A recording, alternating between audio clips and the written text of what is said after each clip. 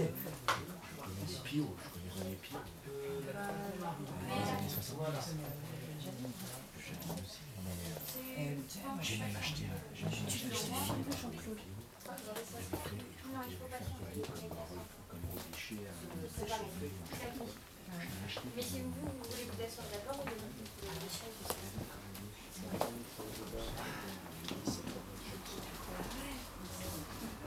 à l'époque, on était sur Walden. Je les connais. J'ai racheté au marché l'histoire du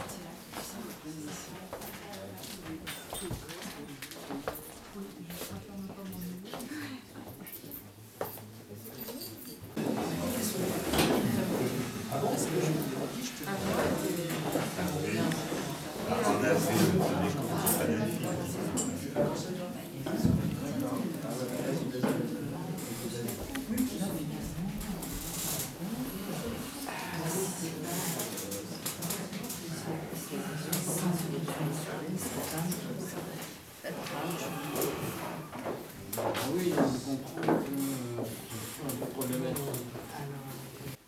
Au début, chaque jour, je priais Éole de m'envoyer tout ce qu'il tenait enfermé dans son outre sacré. Des norrois, des surrois, des mistrales, des tramontanes, des alizés, des galernes, des sirocco, des armatins, des blizzards, des bourrasques, ou même de prestes rafales, de simples coups de vent qui passeraient comme ça, en coup de vent par hasard, sur le pont des Arts. Et dans cette attente fiévreuse, je me postais pour guetter les passantes promises par la chanson et surprises par ce vent fripon qui soulevait leurs robes légères, leurs jupes et leurs jupons, en trahissant de doux secrets. Oh, bien entendu, souvent je fus déçu. L'hiver venu, avec la bise, il ne passait plus que de tristes pantalons, de longs manteaux, des rennes emmitouflées.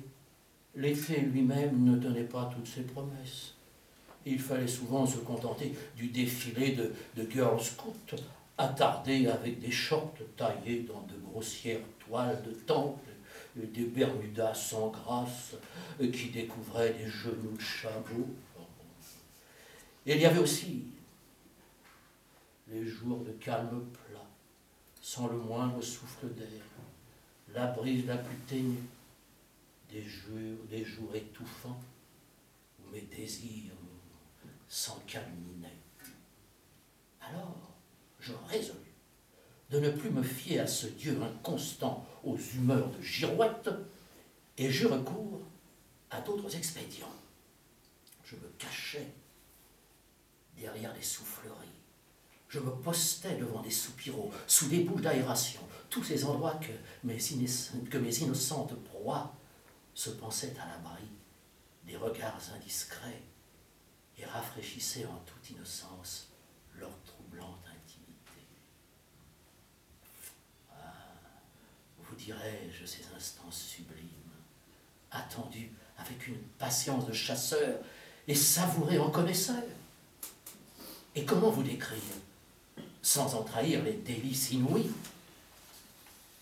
ces chevilles fragiles, ces mollets faits autour, ces jarrets de pur sang, ces cuisses longilines, ces quilles fugitives qui battaient le pavé et s'offraient à la dérobée. Rien, en vérité, ne pouvait assouvir mon insatiable curiosité.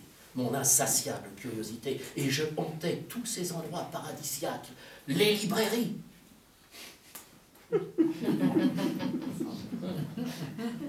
Les librairies, les bibliothèques, les magasins de chaussures ou de serviables employés, des vendeuses empressées se perchent sur des échelles, se juchent sur des tabourets.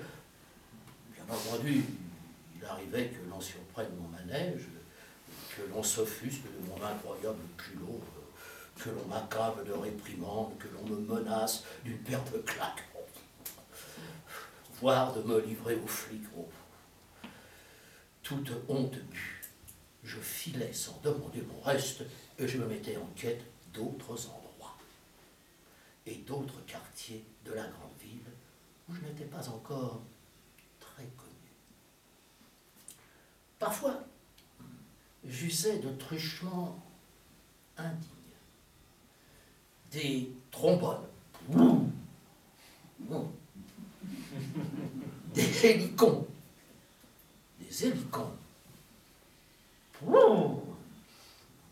bon, des cornets à piston qui faisaient voler les étoffes diaphanes de toutes ces beautés. Et j'ose l'avouer, je poursuivais aussi des nymphes d'aujourd'hui avec des ventilateurs, des soufflets, des sèche-cheveux, non pas par là, par là, des pompes à vélo. De pareilles obsessions finissent par vous gâcher la vie.